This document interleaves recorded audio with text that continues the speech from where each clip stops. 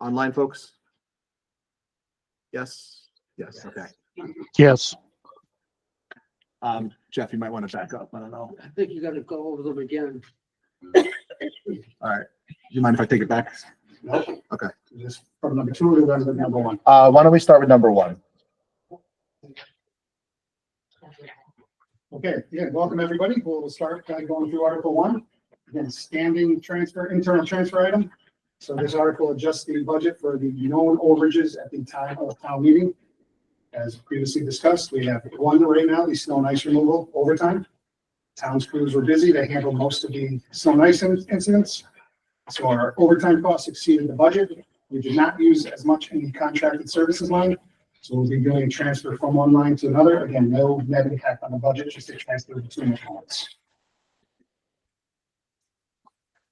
Article 2, appropriation to the Special Education Reserve Fund. So the Norwood School Committee is seeking to transfer funds from free cash into the Special Education Reserve Fund. Want to reach the maximum allowable balance under Massachusetts law, which is 2% of net spending. Looking at the numbers, net spending for fiscal 24, the most recent completed year, is just over 79 million. Maximum allowable reserve at 2% is just over 1.5 million. Current balance of 700,000. The school committee has asked for the 880,959 be transferred from free cash to fully fund the reserve. Again, during the board of selectmen deliberations and meeting on the warrant, they did recommend a smaller transfer of $300,000 to get to the balance of 1 million. And again, the motion will be made by Finance Commission, who is meeting tonight to go over all of these warrant articles. So you will, the motion will allocate the amount that the FinCom recommends, which may be the 800, maybe the 300, or maybe another number, depending on their discussions tonight. Questions? Now that he's come back to it, question. What is the advantage to the town to have the money in the reserve fund as opposed to not? So, yeah, come on. So again, Sean Manning, Assistant Superintendent, Finance and Operations. Repeat the question. Yeah. What's the advantage of having the money in the reserve fund versus not? I mean, the school committee, we'll see what the recommendation from FinCom is, but the school committee and school administration believe that we should build this reserve up to the maximum. We currently don't expect any decrease in federal funding for next year, but we're closely watching things that are coming from the feds, and this is a reserve, so it could help through any sort of period where funding may come down. We also have a special education review that's going on right now that might come forward with recommendations. So this would be, some funding source that could help if there are recommendations that come out of that. And lastly, it just serves as a reserve for like funds that are expenses that may be unforeseen. Things like special education can also often be volatile, like out of district placements when you have new placements to move into. So it's just a good practice to have a reserve, and the school committee and administration believe we should build it up to the maximum and ideally just hold it for those unforeseen times. The counter select board, you could speak to their reasoning. Yes. No, you answer the question. Okay. Let's go. Yeah. Are there other such reserve funds, or is this the only one within the school? So we have a large funding source called Circuit Breaker that comes from the state for special education. It reimburses maybe 50% of the out of district tuitions, and by law we can carry that forward for 1 year. So we've been in a fortunate situation where we don't need to use all of the Circuit Breaker funds in any given year. And typically with the school department, like right now, we just did our third quarter projection and we're projected to end the year with $800,000. Typically with the school district, we would not use some of our Circuit Breaker, we would not use some of our stabilization, and we would carry forward as many funds as we can. It's not like the town side where typically we go to free cash. Usually in the school side, we'll build up our reserves and keep those. So the Circuit Breaker would be one mechanism, but they're not explicitly called reserves, I guess. Yeah. I don't mean to beat a dead horse. I know the other night I had mentioned when I was watching school board meetings that one of the school board members said they had extra cash left over and they were discussing what to do with it. why didn't they add, the special education fund with it instead of trying to figure out another way to spend it? Wouldn't that have been more logical than to ask the town to put more bills out of free cash when our free cash is already going down? Well, we haven't made it to the end of the year yet, but I will say we're sort of in, right now in this year, they built the budget using 550 of the 700 in this reserve. And next year's budget is using another 550. We hope to not have to use that. So if we don't use it, or if we end with a balance of 800,000 like we're projecting now, the first thing we will do is keep all of this reserve funded. And then the second thing we would do is carry it forward through circuit breaker, but they haven't made any of those deliberations yet because we haven't gotten to end of the year. I think it's just like sound financial practice. The school committee believes to build up these reserves as much as possible, given again, like what we're hearing, could be, reductions in federal funding in the future, could be difficult budgets in the future. So, and thirdly, special education could be very volatile. So ideally, these special education reserves are meant for school districts to have and not necessarily plan on using, and that they're there for those sort of unforeseen circumstances. That's not what I was talking about. I don't have a problem adding special education. It's a necessary evil that has to be done. But when a school committee member sits and states the fact that there is extra cash left over for this year, and they state on camera, what are we going to spend it on, or where can we spend it? To me, the most logical thing to have said was put it towards special education instead of asking for money from the taxpayers to do this, because everything keeps coming out of free cash. That statement was totally wrong to me as the taxpayer to have said it. Don't look where else you can spend it just to get rid of it. Add your special education, because that's what you should be doing, because that is allowed by law. But to look for something else, that's insulting to taxpayers. I haven't heard that from the school committee. It was about a month ago, and it was said, and I was floored that the statement was even said. Yeah, I haven't heard that, and maybe the context was different, but everything that I've heard and the superintendent has discussed is if there's money left over, we're going to use it in our reserves. We're not looking for things to just spend it on. Okay, then she was out of line for it. So I don't know She if said it was the interpretation or You how. said at a school, did you attend the school committee meeting? Yeah, I've been at every school committee meeting. So again, it might have been in how it was said, but that's not what we're looking to do in any respect. We're looking to save every dollar we can for reserves. Okay. Yeah. Thank you. Right, thank you. Just to be clear, it was my understanding that any balance that the school department has, by law, is already allowed to prepay some special education expenses for the following year with that money. They can also buy textbooks, and I thought they could even pay for some technology. In other words, you don't want to lose that money or tell the state you don't need money. What you're allowed to do is use it for a few specific things in the next fiscal year. That I was on school committee for 7 years. It's a long time ago, early 2000s, but that's what we would do with it. Try to prepay some of the tuitions that we could, whatever the balance was, or buy textbooks if new textbooks were in the budget. This would be in addition to that reserve from free cash. I don't know how the school department's going to close June 30th. The closer they get, the better they know. Right. But they're already allowed to do some prepaying, and then of course a lot of the tuitions for the out of state or more serious schools, out of district schools, their tuitions often go up, and those are controlled, I think, by DOR or some other state organization. So I can understand the need for this fund, but I would hope that the school department is using their balance that way. If they have a balance, that they're prepaying whatever they can in special education for fiscal 2026. And if they have any other money, they use it to buy the new textbooks or technology. So, but this is a separate, in addition, we pass, which I can understand because you can have students whose IEPs change or the district placement rates, tuitions change and go up, nothing ever goes down.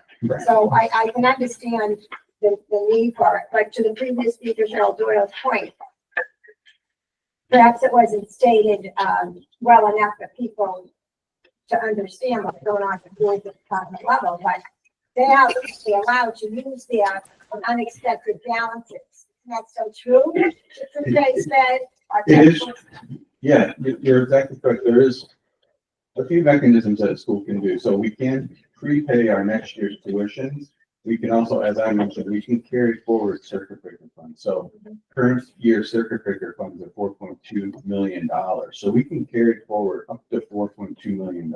So typically school districts do that first rather than prepaying because it's a little bit more flexibility and you don't have to pay for something in a future fiscal year. It's easier on the books and the reporting. In some instances, districts find it useful to prepay for those certain types of allowable costs. But the current plan with whatever balance is available, like I said, we just did our third quarter and we're projecting a balance of about 800,000. The first thing we would do is keep the 700 in this reserve because our budget said 550 of that 550,000. So the first 550,000 we would keep in this Fed reserve to keep that at 700 and hopefully increase it with the free cash. The next amount, which would be another, if it ends up being $800,000 balance, the next 150,000 we would just carry forward in the circuit breaker fund. There's a question online. There was a hand up, but they put the hand down. Okay. But the theme of everything, we're just trying to, conscientiously and responsibly use the funds for education, look forward at the risks that we're seeing, potential risks are always there with special education or with federal funding. And also have a reserve that can help us weather, difficult budgets or things like that.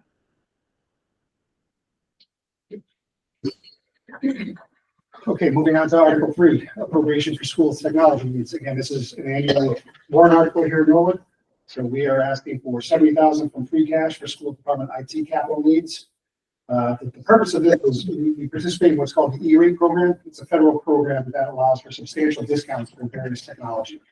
The funding for that is in the springtime. So we need to use free cash now so the schools can go out now and order the products that they're looking for. As mentioned, 40,000 is to be used to replace 21 aging iMacs, 30,000 used to replace 25 outdated Windows computers. This has gone through the capital outlay committee and was unanimously approved. Again, yes, sir. Just a quick question, not specifically for this particular article, but it comes up every year where there's some expenditure for the schools above and beyond the planned budgeted items. Are those expenses then included in the final numbers? Because they don't seem to be a budgeted item, because we had technology last year. We had another thing that we voted on last year. So does that end up in the expenditure that goes to the state, to the DESI, or does that? Yes, it will. So when we report to DESI, we report on every dollar spent. So that includes our school budget, our capital, it includes even the costs that the town pays that are really for school, like parts of facilities, parts of health insurance, parts of HR, parts of finance. Every dollar, grants, revolving, is reported to the state. What this really is the technology for the school has not historically been done in the fall capital. It's always been done in the spring capital. So this is really akin to the capital outlay that's typically done in the fall town meeting. But for the last several years, because of the nature of the E-rate and the school technology purchasing cycle, this has been the one capital request that has been in the spring. So if technology is constantly recurring with requests, should it then be in the budget? There are lots of technology in the budget as well. This is more like so again, this is more like capital technology. The high school is reaching an age where a lot of these things, like the computer labs and the auditoriums, are finally aging out. So some things in the high school now, it's like over 12 years old. are starting to age out and they need to be replaced. It's more of a capital because it's related to a building than a reoccurring technology, which we do have a budget for. And again, this is because of the A-rate program and the timing of that. We need to get those requests in for funding by the end of April, May. See, I'm not opposed to it, I'm just saying, I'm kind of, every year we kind of have this little, we have the budget, we have this, and then we always have something more. It's the one capital request that they do in the spring. Somebody may know the full history on my notes. I think it has to just do with the E-rate, like you said. E-rate, yeah. Yeah, I mean, we would love if you joined us in the fall, but we understand that this is specific to the grant program, so we understand that's why it happens now. I think aside from that, this would be usually something that would be seen in the fall with the rest of the capital. Yeah, I can also add that another reason for it is because of, like with Chromebooks a couple of years ago, is in order for it to be there for the coming school year. So think about it, if you do it in the fall, the year is already started. So that's in order to have Yeah, I new certainly get that, the technology, year's already have started. things like that. Yeah, I ready. get that. That's your point. That was historically one of the reasons. One of the other, and I staff the capital outlay committee from the manager's office, and one of the reasons why it's not built into the budget is because the dollar amounts vary each year. There isn't like a standard dollar amount. If it was 70,000 each year, I guess you could build it in, but it swings depending on the needs. So I think a couple of years ago, they had like $100,000 in there. And if but you wouldn't want to budget at that amount because the next year it might drop or the next year it might go up. So rather than doing this, it's easier just to keep it in capital. Yeah, and that's a good point. This is in the, even though it's in the spring, like I said, it's in the capital outlay plan. So if you look at that plan, there's 5 years ahead on school technology. And this has been talked about for the last, It's been on the 5-year plan for 5 years, yeah. so this is just the next year of the plan, basically. Yeah, question. Given that E-rate is a federal program and so many federally funded programs are being quashed right now, do we know if this is at risk? This could be one of the, first things that we see that could be potentially at risk. So I think that's another reason to kind of, a proven reason to get this one through now. I mean, what that would mean, the way E-rate works is it's a reimbursement, so it lowers our costs. It would basically mean that when these capital requests come, they're going to be increased, which is another reason to keep the reserves built up and everything else. But we have heard a little bit that E-rate could be something that could be at risk. These numbers just strictly apply to hardware, not software. Yes. Because if Yeah, you because- upgrade, if you upgrade the hardware, aren't you going to have to upgrade some of the software? The software is in the regular school budget because the E-rate and the capital, it will only reimburse for capital expenditures and hardware. So the software would be then in the budget. We'd cover it in our regular school budget. A follow-on question to that, seeing as I didn't know about Monday night's meeting. Have you looked into, when it comes to software licensing, maybe combining with the surrounding towns to lower I costs? believe so. Yeah, our IT director, Mr. Joe Kidd, he's looked at everything. He's very conscientious about looking at that. And there are instances, I'm sure he would say it's kind of it's an interesting time now with all the cybersecurity threats. So I know we've discussed whether we can combine with other towns recently, but because of so many cybersecurity and hacking threats, that it might be more prudent right now to kind of manage it yourself. That's a big concern these days. Sean, you have a question online from Ed Ferris? Yeah. Ed, you're up. Hey, Sean. I agree with what Joe said, by the way. Yeah, security is tight enough right now that keeping things isolated just in the community is a better bet. But a question on the E-rate program, because it is a refunding program. There's a possibility because of tariffs that you're looking at about $150 per unit increase, which is really only about $7,000 off the $70,000. If that happens, is there enough leeway within the budget to still be able to make the purchase?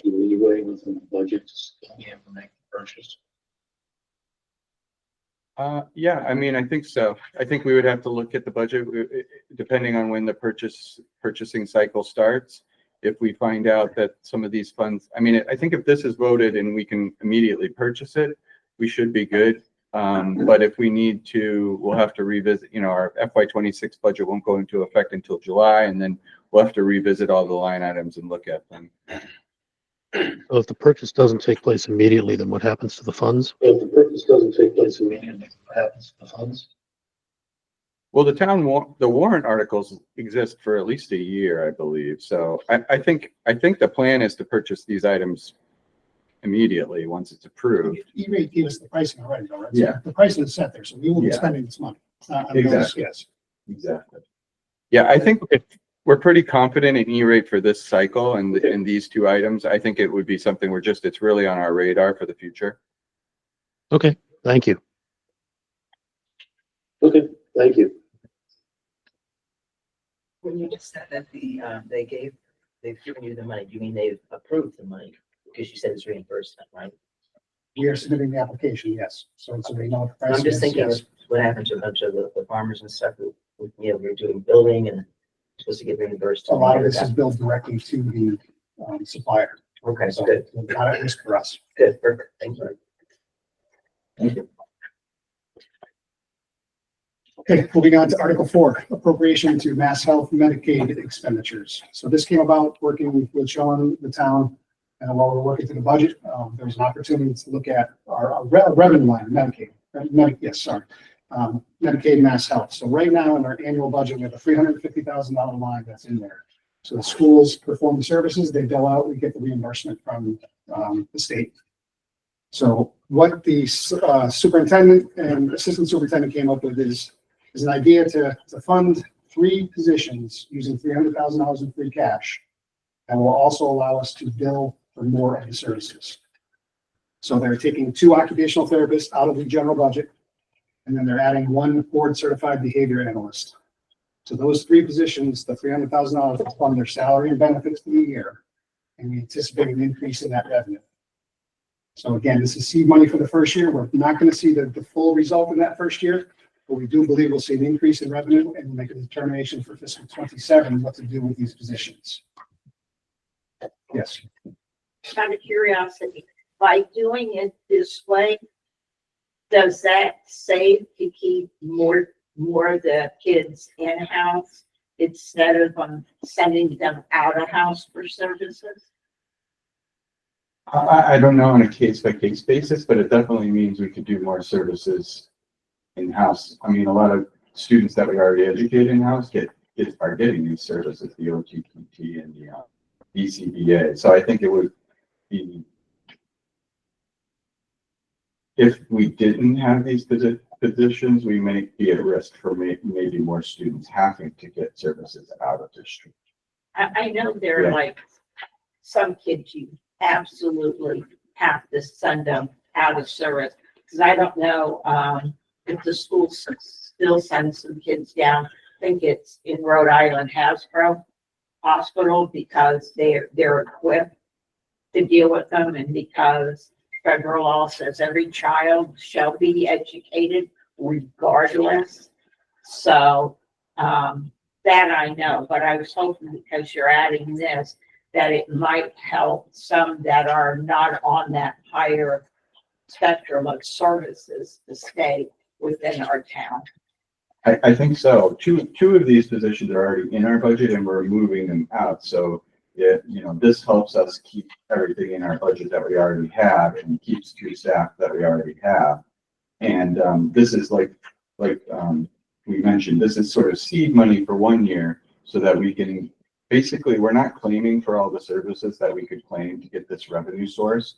And if we can build up that claiming, which will take a little bit of time working with staff to get more of the service providers that are our staff claiming things like the OTPT and the BCBA, we should be able to increase this revenue source. This is sort of seed money to get us through a year, and then it'll be on the school district's tasks to show that we've got the revenue increase to pay for this.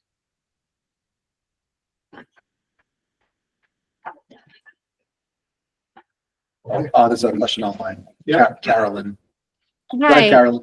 thank you. Just really quick, so. Right. Thank you. Just really quick, so Sorry, there's a lag.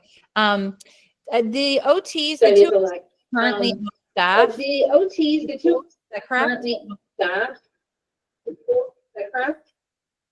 That's correct. The OT positions are currently in our regular budget, and the plan for next year is to move them to this budget, this funding source. And then the BCBA would be a new hire? And then the BCBA would be a new hire. Exactly. Okay, and then what happens with, I mean, if we look Okay, at, and then what happens with, I and mean, with if we look Medicare at- and the, and with Medicare doesn't pan out? and Oh, The, doesn't pan maybe out.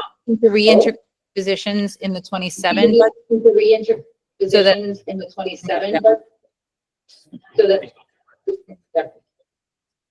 I think if I heard you correctly, you're saying what happens if it doesn't pan out and Oh. we're looking at the positions a year from now. I would agree, yes. So for 1 year, we'll have a funding source based on the warrant article, and then we'll need to look, the intention is to increase the revenue. But if something doesn't work out with the federal funding, we would need to revisit this all for our FY27 budget with the understanding that the school district would need to put the positions back into its budget if the revenue doesn't increase significantly enough. okay, and if I remember correctly from the other Okay, night, and papers with me, if I remember correctly from the other night. but you did papers with add me, new positions, the behavior but you position. did add positions, behavior position. There are 2 behavior interventionists. Those are different than a BCBA. Oh, no, I know. The behavior interventionists have been. Oh, no, I know. Oh. Their positions were created using the Their budget positions were created from using the the positions you're moving, correct? from the position. Oh, sorry, say it again. That is it, yeah. So I think you're saying, yeah, we have these 2 positions are moving off the operating budget onto this funding source because these positions are directly tied to the types of services that the Medicaid funding is done with. The other 2 positions are behavior interventionists. We're adding 2 behavior interventionists, which has been a strategic goal of the school committee. Those are for not just special education students, but all students to help with, significant behavior issues that have been happening since COVID. Okay, thank you.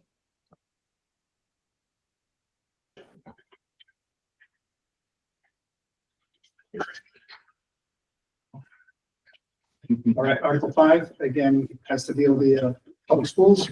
This is authorization to enter into a memorandum of understanding for foster care transportation expenses. This is something that Mr. Manning brought to our attention. It's a one-time approval, and we want to establish eligibility for reimbursement in both the current and future fiscal years. Upon approval of this MOU, Mr. Manning has identified about $2,800 in reimbursement for these expenses, and this will be an ongoing opportunity for us to get some money back that we've spent for the foster care transportation. Yes, sir. What are you saying? The town will be reimbursed? And how will it be reimbursed, please?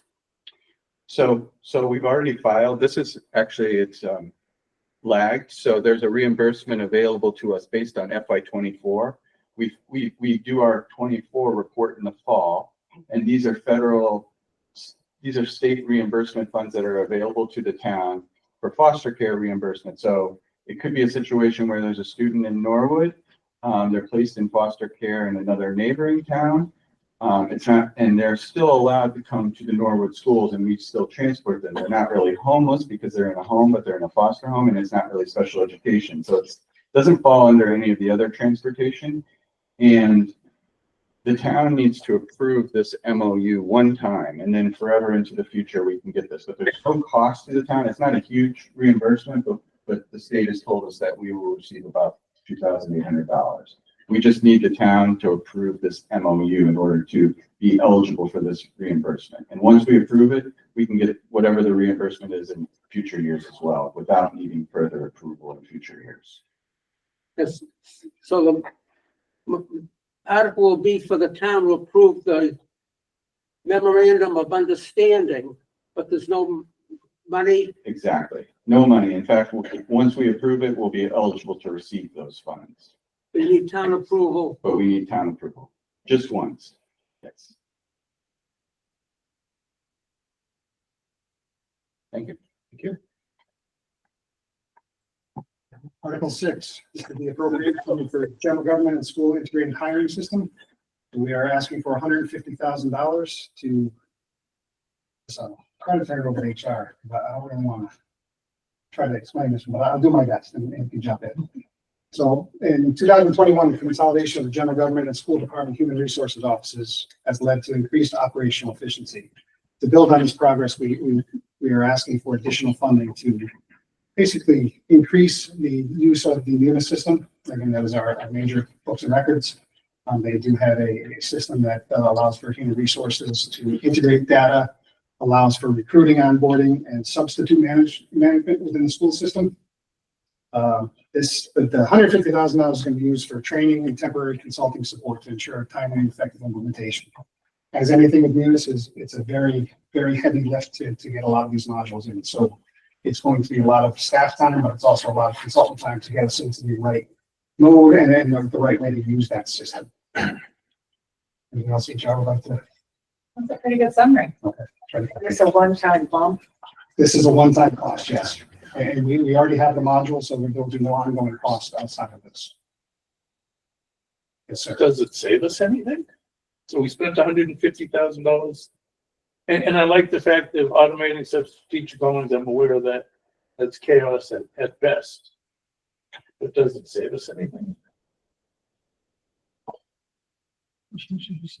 Hi, I'm Lisa Ugaloro. I'm the HR director. And I would say that right now we have multiple systems and processes so that we're trying to bring together. So it does save us time, like staff time and efficiency. It also saves, believe it or not, time for the finance department and for the payroll department because the things that we're going to be fixing and adjusting will allow us to better use the current modules that are in place. So does it save us money in the end?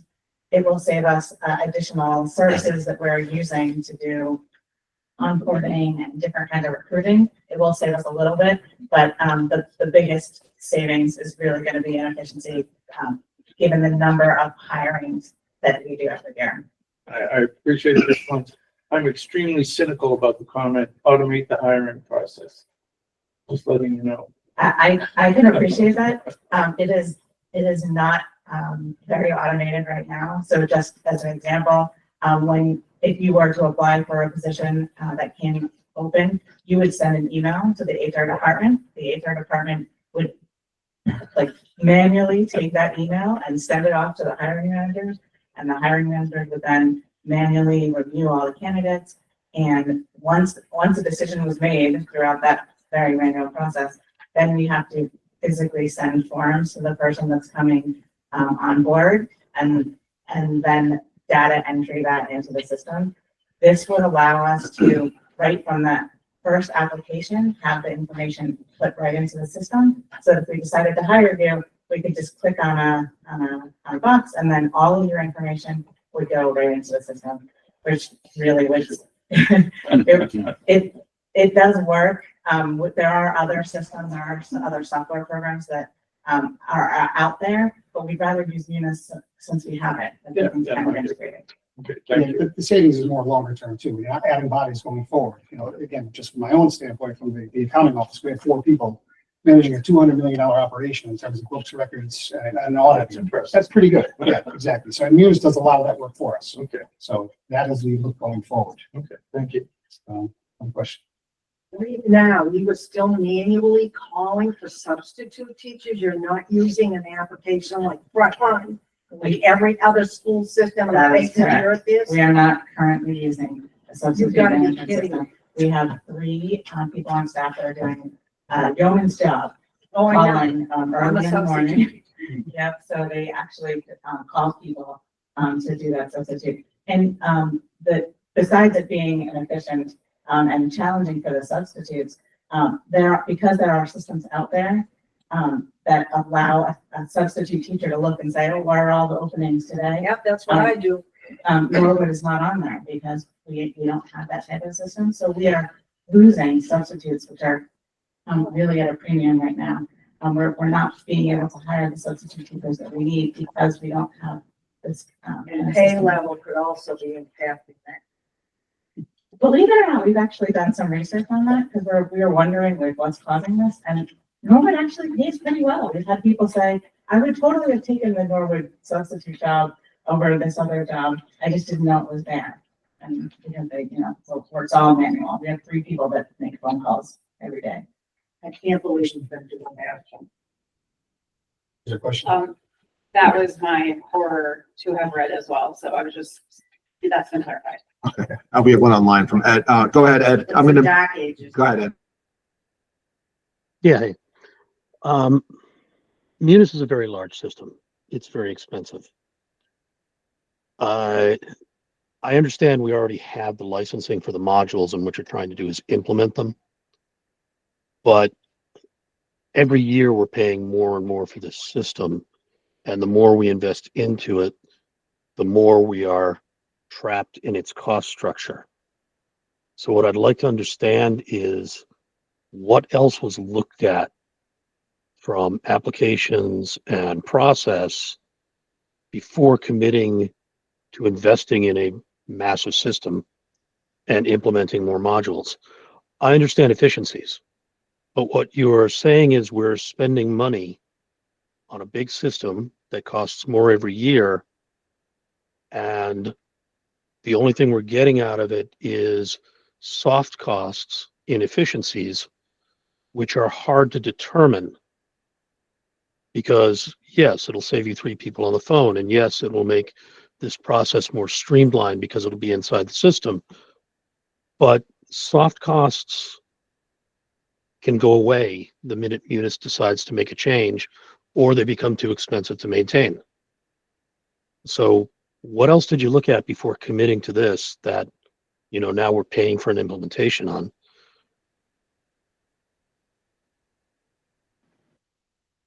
I can certainly answer that. So there are 3 kind of different pieces to this. There's recruiting, there's onboarding, and then there's a substitute management. For the recruiting piece, we looked at, I think we did like 4 or 5 different demos at outside software systems that do this. We looked at Bamboo, we looked at Clear Company. There was a few different ones, and they were fabulous. They did all kinds of great things, and they said that we could upload stuff into Munis and they could make it really great for us.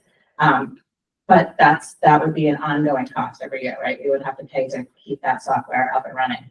So while it offered us some great efficiencies and some great software, it wouldn't integrate as smoothly as if we used our existing module. Same thing for onboarding. Onboarding right now, we are using Adobe Sign to try to make it as electronic as possible, but still it's very manual.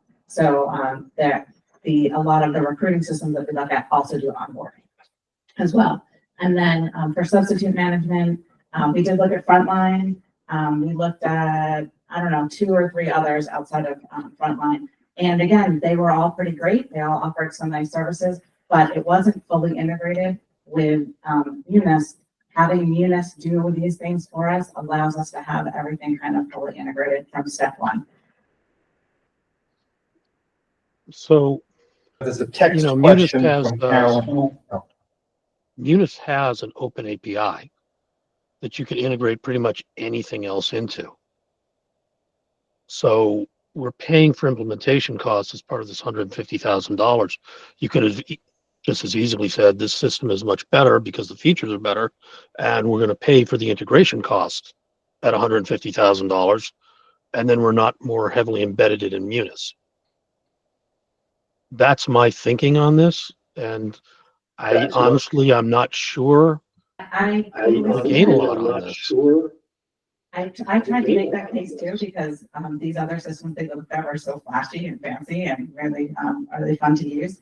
But what it comes down to is if we have it actually integrated with Munis, that really benefits us from a budgeting standpoint, from an accounting standpoint. The position opens up, we can point exactly to the position that's open. Our accounting staff know exactly what is open, what's available.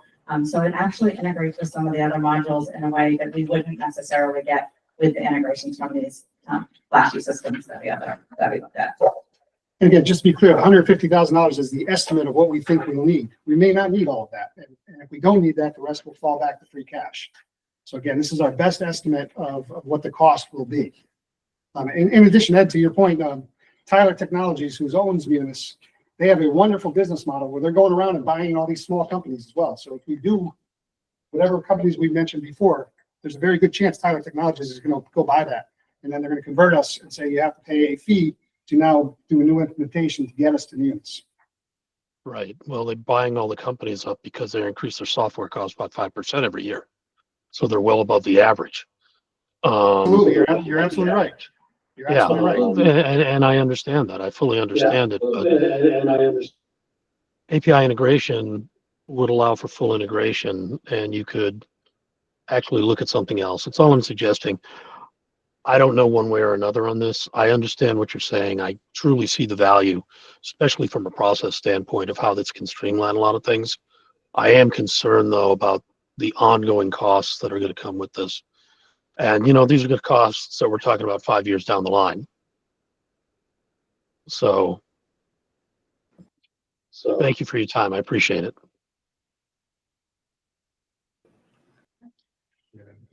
Excellent. If you guys don't mind, I just want to remind folks, I got to put my moderator hat on for a second.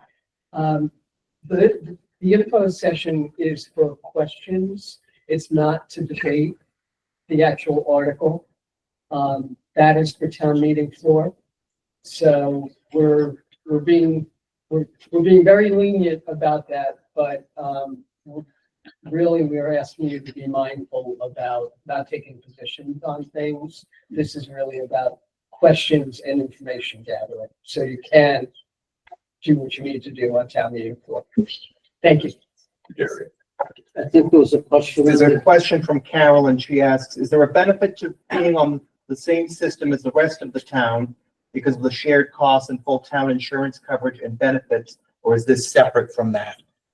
Great question, Carol, and that's exactly what I was just saying. So I was trying to make the case for these flashy outside systems that we could integrate with, but what it comes down to is we will gain a lot of benefit by having one integrated system where all the different modules are talking to each other, and not just from an HR perspective, but from a payroll perspective, from an accounting perspective, and even like insurance and all that. Everything's kind of integrated, so we would gain a lot of benefit as a town.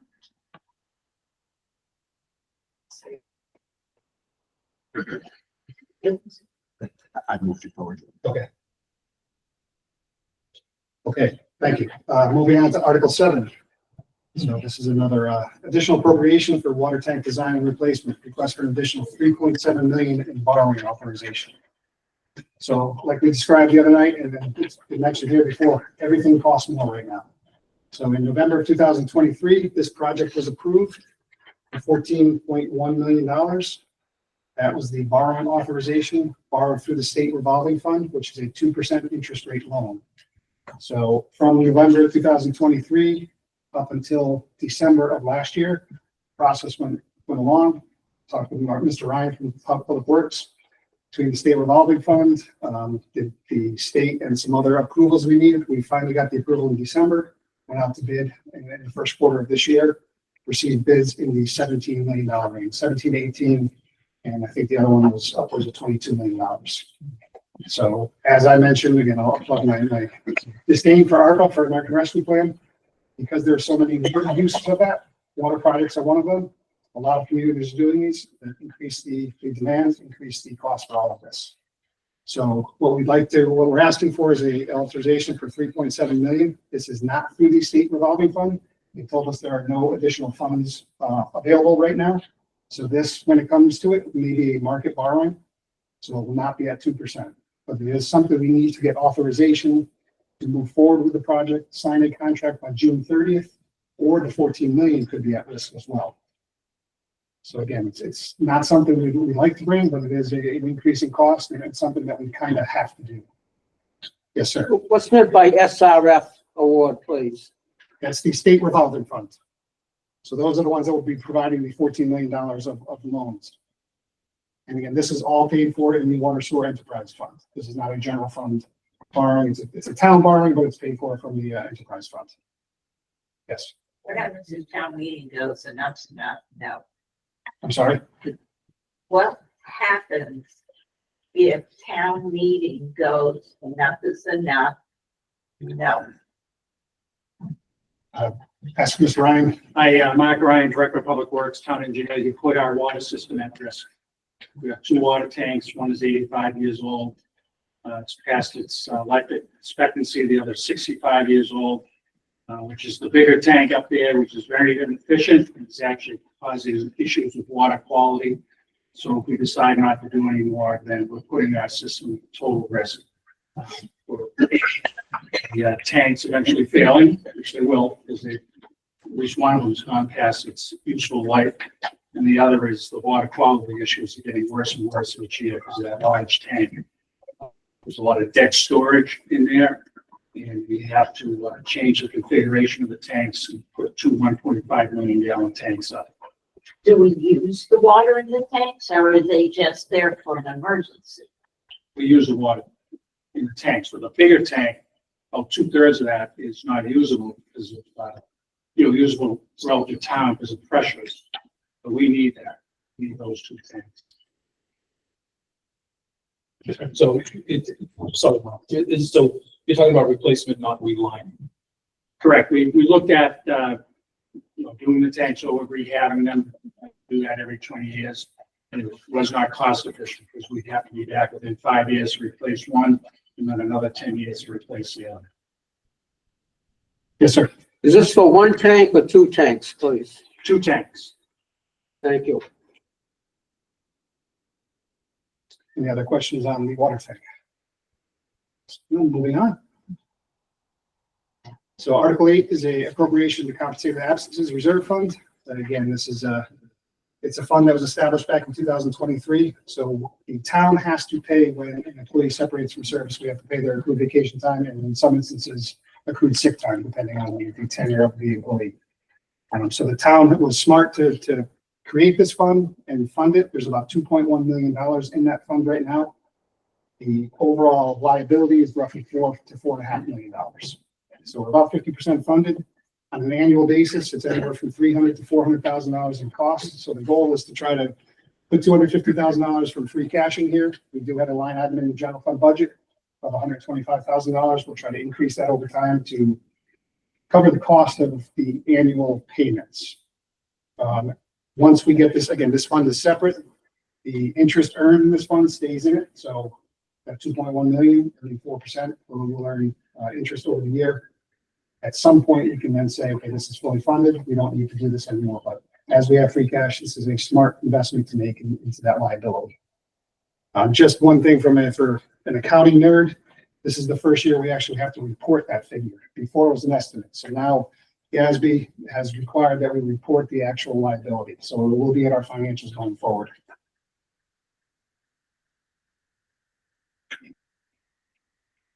Okay. Article 9 and 10, these are going to be more for improving the tools available for our financial stability. This one was brought forth by the Finance Commission to establish a capital stabilization fund. Obviously, capital is a massive need on an ongoing basis. Significant amount of money to keep up with the aging infrastructure and needs of the town. So the goal would be to set up this fund. The funding source will be free cash, capital project closeouts.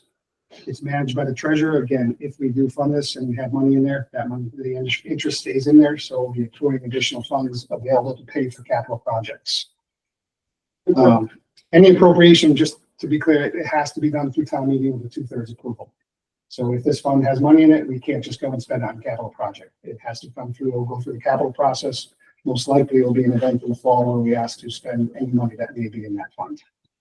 Yes. Would any of this money be able to be utilized for the water tanks? No. For the what? What was For the water, can any of this money be used for the water tanks? So number one, the fund doesn't exist. So that's the main reason. Obviously, we're asking for a borrowing authorization. The goal here would be to mitigate borrowing going forward. If you have enough capital in there, and there's some projects we would like not to borrow, we'd like to pay cash if we could. Yes, sir. Yeah, if I correct in understanding, this would only need a 50+1, 50%, like, just needs a majority vote. You need 2/3 to put money into it. Yes. To establish a fund, only majority. Correct, vote. yes. Yes. So if in the future, we had money in this and something came up like the 3.7 million, we could just tap that instead of having to borrow. That's what you're saying. Again, the creation of the fund would have to go through some, again, more iterations to determine what the fund will be used for. There needs to be a little bit more definition. So yeah, but yes, in the grand scheme of things, if we had $50 million in that account and we had an unexpected expense of $3 million, the decision could be made to take it from that fund. Again, going through town meeting, it has to be town meeting does approve that. It can't just be done by town employees. We can't just spend that money. Yes. And this is just a request to establish the fund, but not to put money, this. Correct. This is only establishing the fund. Yes. And again, it's a solid tool to have in your toolbox going forward. And a lot of this came from the Finance Commission, again, as a result of having a very good year in terms of free cash and trying to lock some of that money up. Yes. More questions. So this would join the general purpose stabilization fund as the two that we also have the override stabilization that's going away. Correct. The override statement. So this would be another reserve fund that we have. This Yes. would be one of two. And I can't say that this is another fund we have. Yeah. Right. So again, it's looked upon favorably by the rating agencies as well. Thank you. Article 10, this is another creation only at this point, the creation of a pension reserve fund. And then Article 11 is to actually seek to appropriate some free cash to this. So again, same thing, add another tool to our toolbox. I did mention the other night, our pension liability, we're only about 74% funded, so we have a significant liability. That is one of our larger lines in our budget. It will be going up 4%, potentially more depending on the results of the recent market moves. So this will allow us to have a fund that we can then transfer in the event we have good free cash here. We will be allowed to, again, come to town meeting and say we'd like to put some money into this fund. What we could do there is we could take the thought process was if the market ever collapsed 20 and 30%, we didn't realize it was going to happen the day after we talked about this. But in the event there was a significant downturn in the market and this fund had some money, we can send this money over to the Norwood contributory retirement system and help buy at a lower level. The other option is to accrue some balance in this fund to offset the future operating budget expenses. Like I said, we know it's going up 4% right now based on our next evaluation. That probably is going to increase. So in the event we have a $7 million allocation in general funds, we have some money in this, we can offset that. So again, it's another tool in the toolbox for us to shift some free cash or some excess money at year end if it makes sense. And then this one does have an article. Article 11 is to seek to appropriate $1 million of free cash to that fund.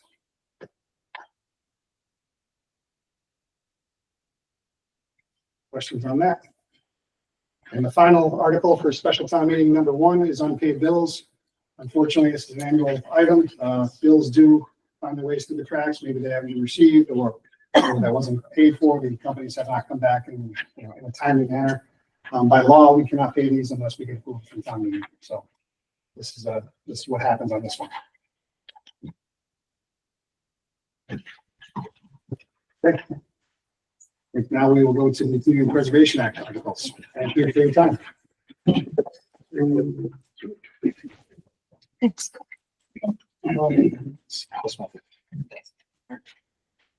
Hi, my name is Catherine Walsh, and I am the chair of the Community Preservation Committee.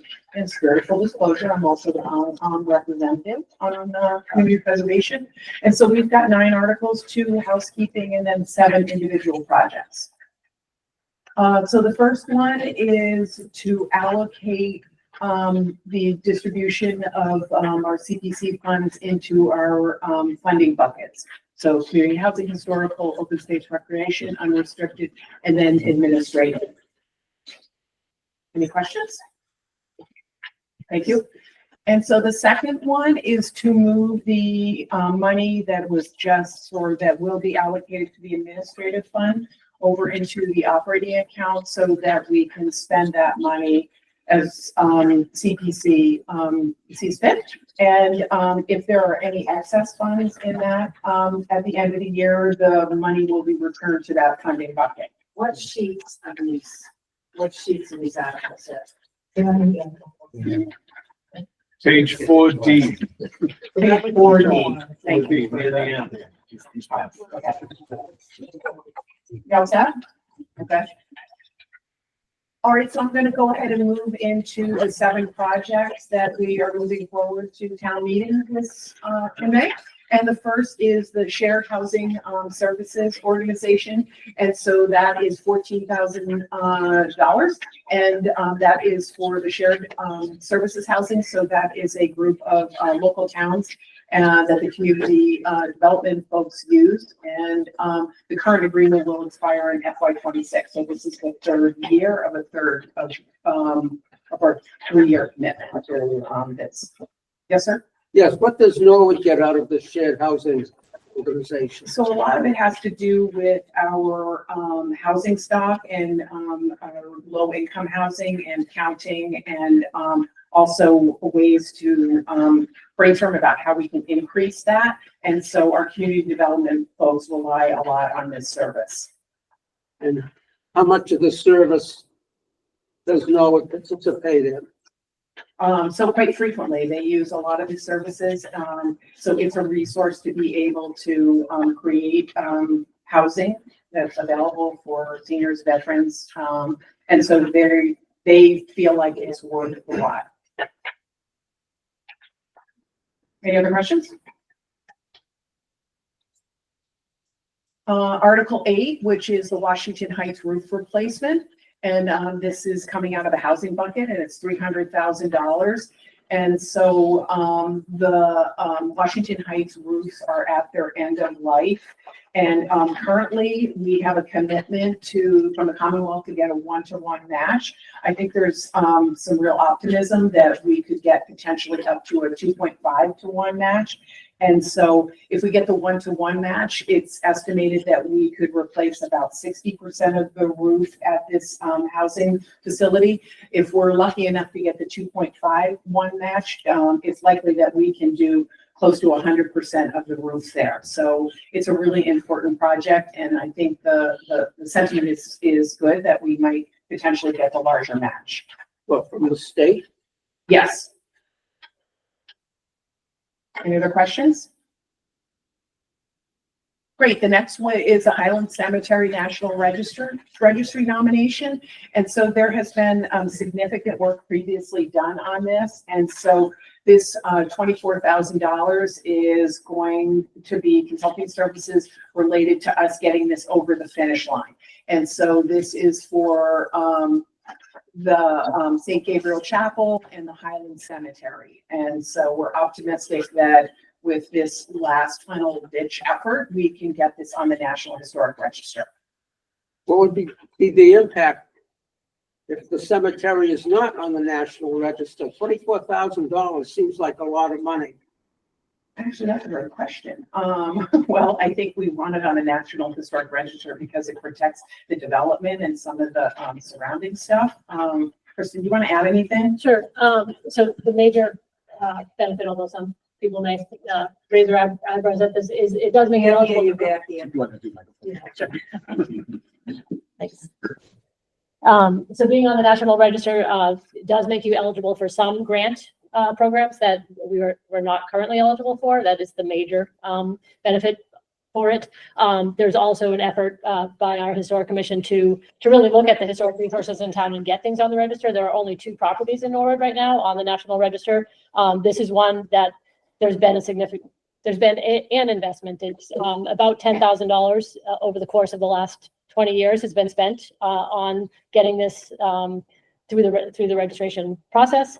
That process has changed significantly in the last few years, and there's been a lot of back and forth with the Mass Historic Commission, who administers this program essentially. They would bring it to the National Park Service, who would ultimately make the designation. But yeah, so those are the two reasons. But What are the two properties, please, uh, that are on the National Register? sure, it's the Day House and the Town Hall. Which house? The Day House, the Fred Holland Day House. Okay.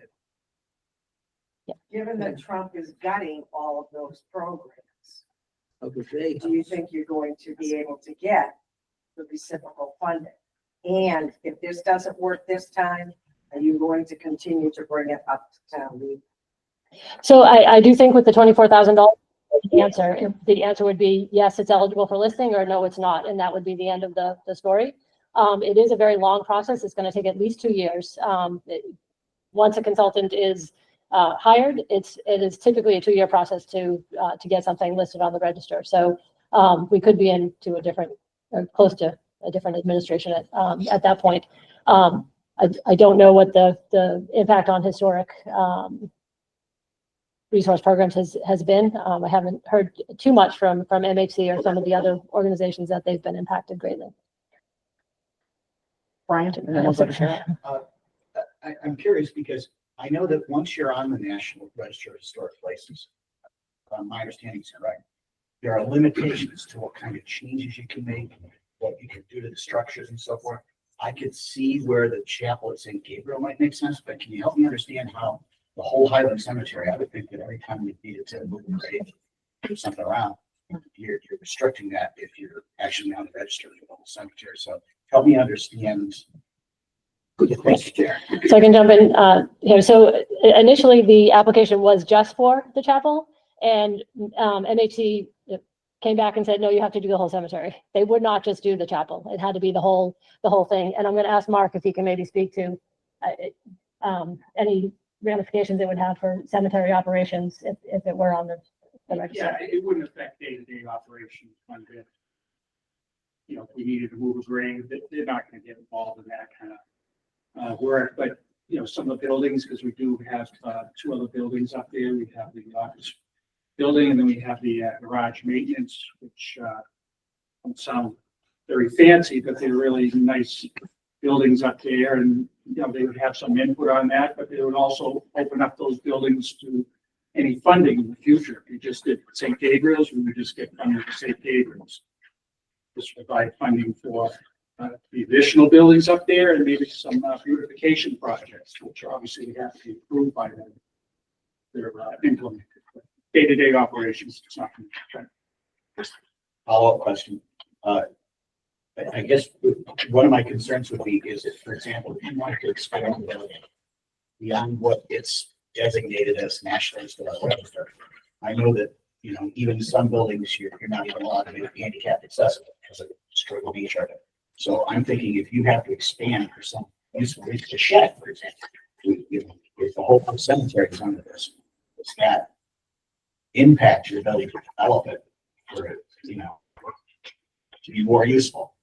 They would like some input on it. They would like to look at it and look at what the design is and what it's being used for. Make sure it's used for cemetery purposes only, not just another storage shed for public works or anything up there. They would definitely want to know about it and have some say. But it doesn't necessarily limit if you find you need more utility, let's say. Cemetery related to support. Sure. Would there be restrictions on the type of monuments that could then go in there and types of gravestones or tombs? We already have those regulations, so that wouldn't change. Sure. Can you let them know that we actually have to put this out to bid? It doesn't mean we're going right at 24,000. We need 3 bids, just so people at home that are town meeting members, so they understand it as well. Yeah, certainly. So this would, we'd be hiring a consultant. So we would be looking for 3 estimates. The one was solicited as part of the application process, just to get a baseline budget. We had a discussion with MHC as to whether they thought that would be adequate, and they said that they could see a circumstance where it would be. Historic preservation consultants are, believe it or not, hard to come by if anybody's looking for an encore career. But yes, it's something that we would have to solicit bids for, and it could come in below that amount. So is the hiring a preservation consultant, is that part of this 24? That's what the 24 would be used for. Specifically Yes. that. What's the status of the Morse house? Or is that already been, applied for? It has been applied for, yes, and we are in a back and forth with the Mass Historic Commission. We're in that 2-year process with Mass Historic to get an answer from them on the Morse house, with the Mass Historic Commission. The Massachusetts Historic Commission, they're the ones who administer And you've this been program. communicating with them? Yeah. Okay, thank you. Can the two projects be tied together to save any money? No. Any other questions? Thanks, Kristen. All right, and our next is the Walsh School Elliott Field ADA ramp. And we were before town meeting to get funding to do this work. And there is some remaining funding in there to do the ADA ramp. We have been coordinating with DPW, and the original ramp design was a metal ramp.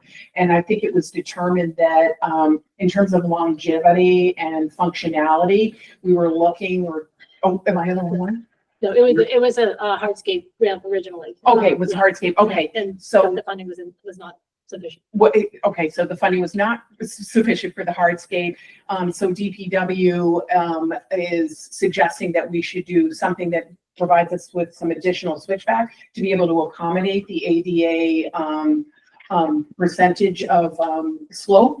And so we are asking for an additional 175,000 to do this work, and also to be able to expend the rest of the funds that are in the current project to be able to do this project.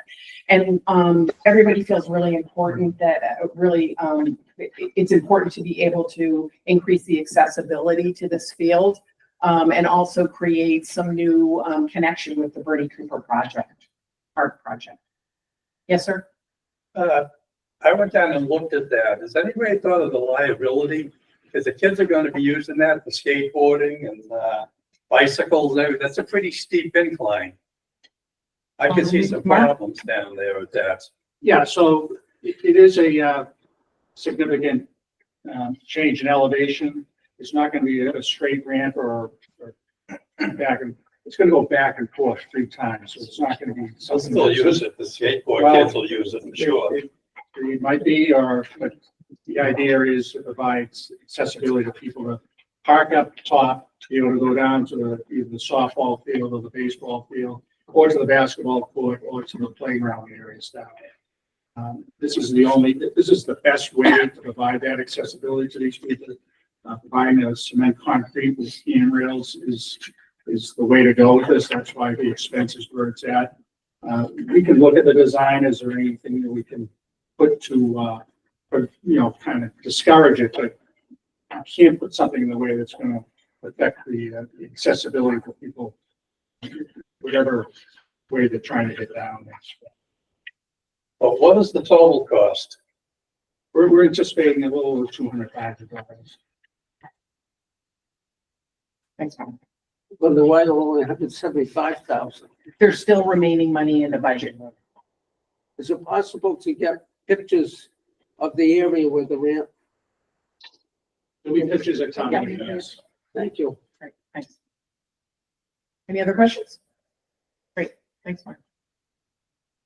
All right, the next is the Elliott Field feasibility study, and this is being advanced by Public Works and the Recs Department.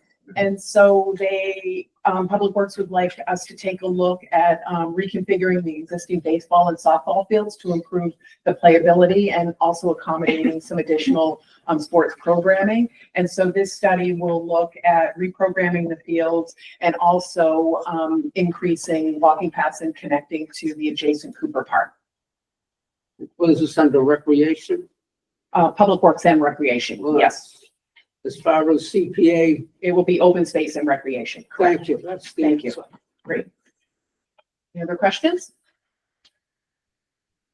All right, number 6, this is the land conservation fund transfer, and this is a proposal to transfer $10,000 from CPC to the Conservation Commission, and this goes into an account that we use to purchase land and do any supporting work to purchase lands like deed stuff. And so we have currently about 144,000 and, we have currently done some, work that is enabling us to potentially purchase some land adjacent to the Bernie Cooper Park that will enhance accessibility and, improvements to the new Bernie Cooper Park. So it's really important for the Conservation Commission to build up a reserve to be able to take advantage of purchasing any open space so that we can, increase our percentage. Questions, comments? Great, thank you. All right, number 7, as a Concom rep, really totally supportive of this, and we have Carly from the Conservation Commission, our agent. And this is a recommended funding to perform a feasibility in the Guiled Pond. And this is supported by the Conservation Commission and the Norwood Sportsmen's Association. And so the Guiled Pond is not well used. It's overgrown, a lot of invasive species in the pond. And we are proposing to spend $200,000 to hire a consultant to go in and do some existing conditions work, to take a look at potential options to develop this and make it more useful for the neighbors. A big piece of this will be community outreach in the adjacent neighbors, and also some cost estimates about some potential options to develop this. The expectation is that the outcome of this would potentially support being able to pursue some state grant opportunities to be able to do this, very similar to what we did with the Bernie Cooper Park. Yes, ma'am? Where do you go for your consultants? So this would be publicly bid. Right? Is there a way to go back to the previous and ask a question? No. Whereas, as I thought about it, as the slide's moving away, I'm thinking $10,000 buys a postage stamp size. Agreed. In Norwood. Is this because this is what somebody said they thought I might need, or is there an opportunity to transfer a little bit more? That's a great question. I mean, historically, since I've been on the Conservation Commission, that's been the number. I think the CPC really is dedicated to advancing projects. And while this is really important for the town and really important for Conservation Commission, that seems like a prudent number. We can certainly revisit that in future years and see if we want to do something more. So I agree with you. I think this is a great idea to put money aside so the Conservation Committee can buy land when it's immediately available and have the funds readily there. That's the purpose of this fund, to let it build up. That's great feedback. And so, to be honest, I don't know that we have pooled Concom committees around the Commonwealth to see if, I know certainly Concom or CPC fund Conservation Commission. So it's great feedback for next year, but I think, moving forward, it would be 10,000 for this year. Joe? So the benefit to that question, the benefit of having this fund under the auspices and the control of the Conservation Commission is that at any given time, if an opportunity comes up, they can, as long as it falls within the dollar parameters that they have available, they can go out and, like in the case of there's a parcel that's adjacent to Bernie Cooper Park, that the owners actually have donated it to the town. But in order for the town to accept it, the town has to go through a title search and a valuation and such. So that value is something less than $10,000, but it's still something that if it weren't for this fund, we would have to go in front of town meeting, like the next town meeting, or to call a special and go through the whole exercise of calling a town meeting just specifically to spend $10,000. So the fact that we have this fund available, like it allows us to kind of act on the the spur of the moment when the opportunity arises. The Bernie Cooper Park, for instance, was purchased with CBA funds, but in order to fund that, we actually had to call a special town meeting 5 years ago, maybe, I think, at this point. So that's the alternative to having this fund available. To Brian's point, sure, make it 75, but the Concom came to the CPC with a request for 10. So that's, there's certainly a long list of things that in a perfect world, the town would have access to, you know, and it's not only access, it's easements and it's valuations and it's, you know, other things, not purely acquisition. These days, $144,000 doesn't buy you much in the town at all. But it's great to have that funded. Thank you. Any other questions? Thanks, Brian. Any other questions on the Guile Pond feasibility study? And we have one online, from Carolyn Barrows. She asked, will the property owners be contributing to the study as it will impact their property values as the pond gets cleaned up? They will definitely, community outreach is a big portion of will be a large portion of the RFP. Yes. Okay. I'm sorry. Oh gosh, no. But we will certainly solicit community input in terms of what the proposed plans are, and they will definitely have a voice in what happens there. So I'm sorry, I'm not asking about a voice. I'm asking about a financial contribution from the property owners around the pond, interest in the restoration. Yeah, there's no contribution from adjacent property owners contemplated as part of the study or the development. Okay. Can anybody confirm that? Okay. Good. Okay. We've got some people. All right, thank you. Yes, sir. Once this gets kicked off, Yes, sir. how and where are you going to announce for community input? It'll be very similar to what we did with the Bernie Cooper Park, maybe not as extensive because the value is lower, but Used in the paper. oh, for sure, yeah, and on the website, and yes, and I think my guess is we would be doing mailings to adjacent neighbors, so yes, thank you. Sir? I'm not familiar with the area around Guile Pond, and if, like, who owns the area around there? Does this have the potential for, you know, public benefit, or is this really just going to benefit neighbors? Oh, no. There's, the Sportsman's Club is adjacent to that. There's public parking there. So the goal of this is to increase public access to this pond. That would be good to, like, when you talk about this, to And maybe have a maybe, yeah, picture of what. for sure. Okay, great. Harley? Yeah, so if I were to emphasize, I'm Carly Rothman, conservation planner for the town. Guile Pond and the land it's on is public property. It's town property, and the public is welcome to access the pond. There is parking there, or you can walk there, and this would be for the benefit of the whole town. And with the concept of,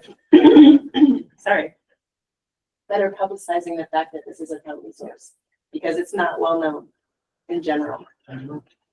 Thank you. Brian? And a related question, how much of the land surrounding the pond is public property? I know there are residences further back, but isn't there a buffer or something like that? Is it like, do we know that? Yeah, I mean, no, but can we present that at town meeting? Yes. Yeah, fair enough. Thank you. Yes, sir? Approximately where is Guile Pond? I don't know where it is. You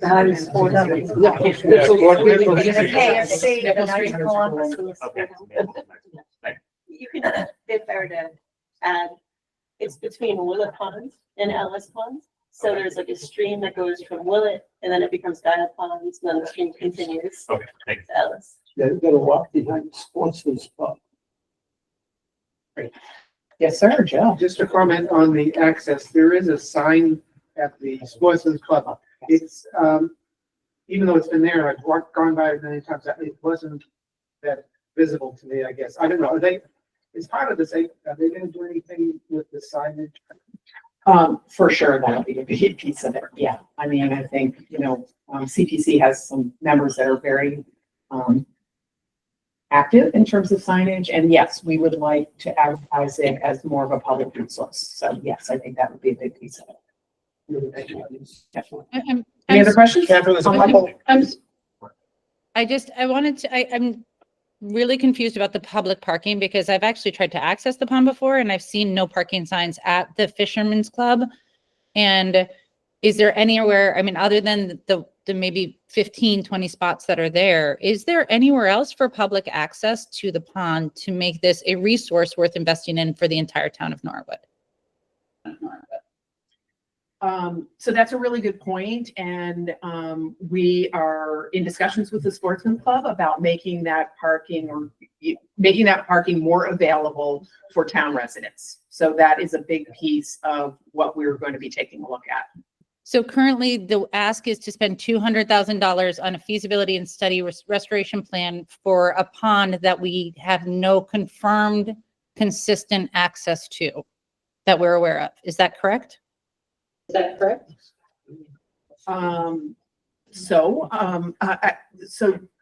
Agreed, but the Sportsman's Club is owned, that parking lot is owned by the town of Norwood, and some of the signage we are going to be looking at might not be totally appropriate. So what you're saying is accurate now, and it is part of the feasibility study to open up access and make it more welcoming to the public.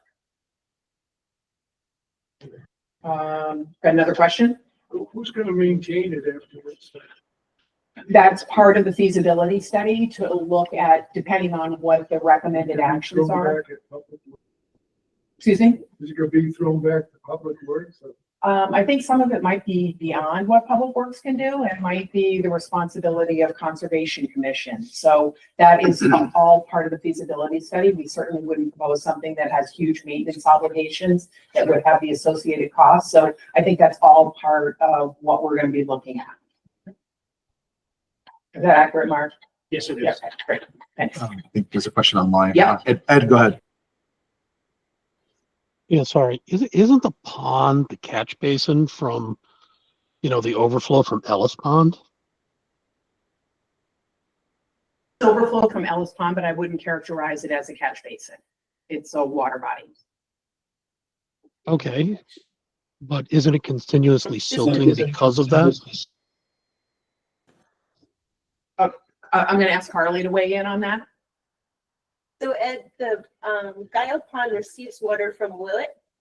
So the flow is from Willett Pond to a stream, which then enters Guile Pond, which exits via stream, which enters Ellis.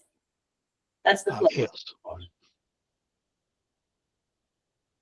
Right, I'm sorry, I mixed them up.